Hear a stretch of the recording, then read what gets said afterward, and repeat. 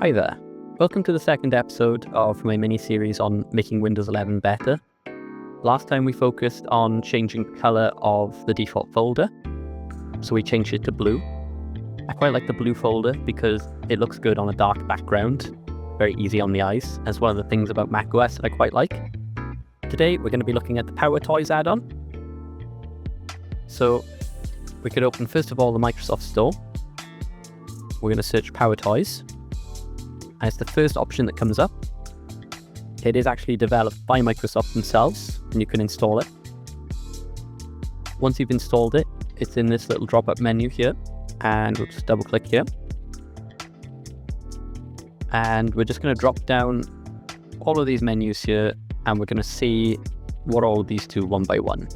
Some of them are going to be really useful for you, depending on what you do. However, some of them might not be so useful, but we'll go through them one by one and explain their use case. Firstly, we're going to look at advanced paste. Now, we've got Word open here, and we've got some text with effects applied to them. So if I were to copy it and drop down and paste, it would keep the effect. So this text is bolder and bigger, this text is smaller and regular. If I were to undo that, we can press Ctrl-Alt-Shift-V, and it'll paste just using the last effect that was applied in Word. The advantage of this is if you're copying things off of certain websites, they won't come with the effect applied to them. Really useful for me as a graphic designer because I want to apply my own effects to the text. There's also paste history. So if I were to just write, say, test and copy that. If I were to paste now, I could do Windows key V instead of Control V, and it brings up the paste menu. And it's remembered that I can either paste from here or I can paste the new thing. And this can go on for quite a while. Alternatively, there's also Windows key Ctrl-Alt-V, which brings up a little menu. If you've got AI paste enabled, you can also type things in. So say you could type in all caps and it'll make your text all caps. You can also insert things as text files or JSON files. More useful for power users in terms of like IT skills, but still something quite useful. The next add-on is called Awake, and I've got this enabled and I've got it to keep awake indefinitely. If you open this menu down here, you can see it's down here, the little coffee cup icon with the infinity logo. If I right click on it, as you can see, I've got it keep awake indefinitely, so my screen will never go to sleep. This is really useful for me because I tend to take walks away from my screen and then come back to it, and I don't want it to be constantly going to sleep. It doesn't stop you, however, from doing Windows key L, which then lets you lock your screen in case you're in an office environment. This next one's called Command Palette, and it's a bit like Spotlight Search in macOS, except it's much better. So if I do Control and Space, it brings up the Command Palette. There's a few things I can do. So obviously I can search for a program, say Photoshop, come up with that, I can press enter and launch it. Alternatively, there's like commands that you can do. So for instance, I can do =, say 100 times 50, and it'll come up with 5,000, and I can just press enter. It'll copy it to my clipboard. So anywhere I need to paste that now, it'll be ready to go. I can also do file, and say like wallpaper, and it'll bring up my wallpaper images, and I can open them, or I could copy them, and I think if I right click there's more options as well to show the folder. And I just find that this is a really useful tool. Next up, we've got color picker. So if I do Windows key and C, it brings it up. I've got it set up so it'll actually tell me what color I'm looking at as well. So most of the time it's going to be blue or dark blue. And when I click, it'll bring up a little menu where it has the hex value, RGB and CMYK. There's loads of other color values as well that you can bring up. Personally, not many of them are useful to me as I just work in RGB and CMYK and then just go for hex values normally. But this is one of my most used apps that I definitely recommend to anybody who works in design or anything that requires color accuracy. Next up is PowerToys Run. Now, this is basically a worse version of Command Palette. So we'll open it up and we'll disable Command Palette at the minute. And if we do Windows key space, as you can see, it's much the same. As you can see, like, not all files are indexed, allows you to Google things. I don't know, it's not as good as the Command Palette stuff, so I'll keep this one enabled over that if possible. Next up, we've got Screen Ruler, so Windows key M will activate it. And first of all, you can do things like measure things. So if I can measure this window, tell me how many pixels this window is taking up. Alternatively, it'll show me spacing between things. So it is actually looking at the image in the background and it's trying to work out what it's looking at. The gradient is kind of messing up some of it. However, as you can see, it is actually working to some amount. There's also the horizontal distance one and the vertical distance. Overall, something that could be quite useful for some people, not something I get a lot of use out of. Next up, we've got a shortcut guide. This could be useful for some people if you don't know the shortcuts very well, but as someone who's been using Windows for a long time, I don't really use this. I've got it set up though, so if you hold down the Windows key, it'll show the shortcut and what you can do. Quite interesting if you are a new Power user, so might keep that one in mind. Next up is Text Extractor. This could be quite useful if you do things with images, like myself. So if I open this image I've got here, it's just hello world written down and it's just a screenshot. Now normally on Windows you can't really copy or do anything with that. I think there are some tools that will let you scan the text, say for instance the photo app, but this would be useful for say web browsing. It's Windows key, Shift key, brings up a little scanner window, can drag over, should copy the text. So if I open command palette and do paste, it thinks there's a line after it. It was actually the flashing line that Word puts in when you try to type, but it's actually copied the text pretty much 100% accurately. Next up, we've got ZoomIt. So I've got it set to Control 1. So if I hold Control and tap 1, it lets me zoom in and move around to see what I'm looking at. Good for people with a visual impairment, or in case you were trying to look through something in a very detailed manner. Not something I use very often, but still quite useful for someone. There we are, we're moving in now to windowing and layout. So first of all, we've got always on top. This is something that I use all of the time. So say now you've got a File Explorer window and you've got another program open, and every time you click them, they pop to the top. You can choose Windows key and T, locks this one in, and now you can't move this one on the top. This is really useful if you're using multiple programs and you're trying to work out which windows you need in a sort of a priority list. Crop and lock. This is another thing that's probably useful for some people, but not for others. So any window you've got open, you can do Windows key, Control, Shift, R, and it lets you draw out a line. Say I want to draw out just so I can see my servers and devices. And now this is an interactable menu, but it's actually a little thumbnail as well.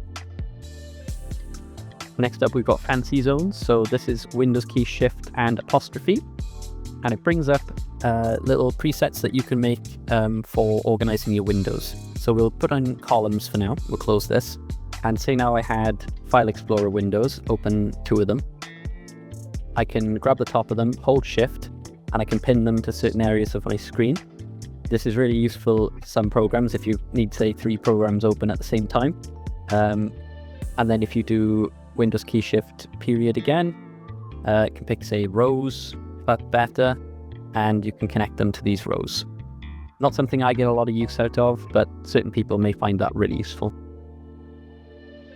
Next, we've got Workspaces. This is something that I can't really show in great detail because I need to have set it up myself, but it's Windows key, Control, apostrophe again, and it brings up these little workspaces that you can create, and basically allows you to like capture certain programs that you use. So say you have Microsoft Teams and Outlook and you use those together all the time, it'll allow you to capture using both of those, so you can have a shortcut which will launch just those applications. Or say you use Adobe Illustrator and Photoshop and InDesign all at the same time, you could do the same with that. Click one button and all 3 of those applications open.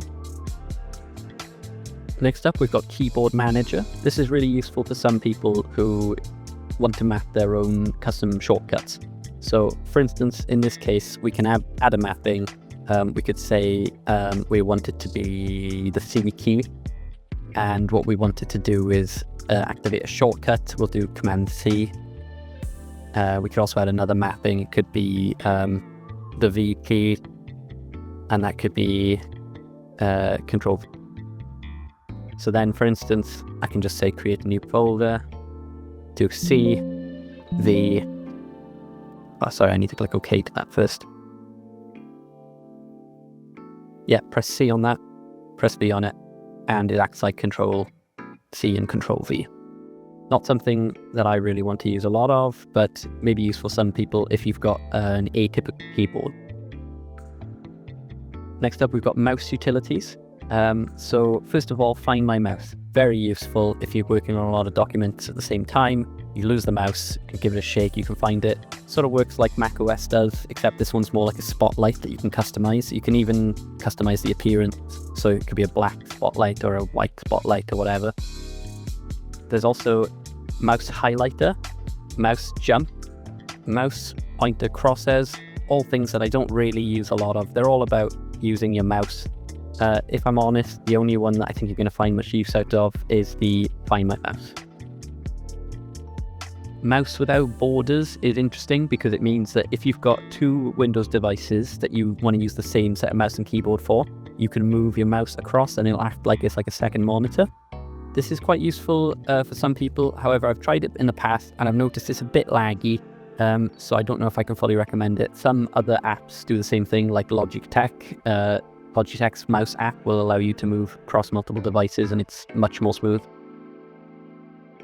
Next up, we've got Quick Accent. I find this quite useful because I work bilingually in English and in Welsh when I do design work. So for instance, if I wanted the letter A, I could hold it down and put an accent on it, any accent.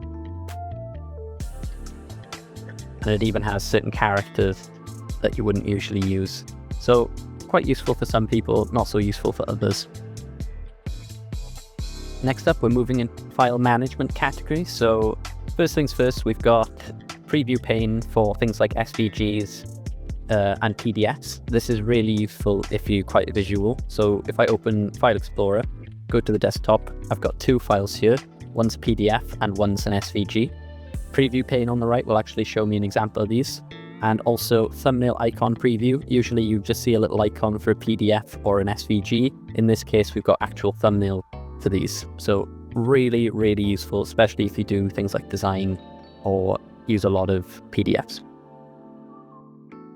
Next up is File Locksmith. Now, I don't know if you've ever run into this problem before when you've got a file and you go to delete it and it pops up with a window saying that it can't be deleted because it's open in another program. In this case, it's actually saying it's in Adobe InDesign 2025. Usually it doesn't say what program it's in and you're just left guessing. So in this case, we can right click on it, unlock with File Locksmith, and then it'll come up what program it's in.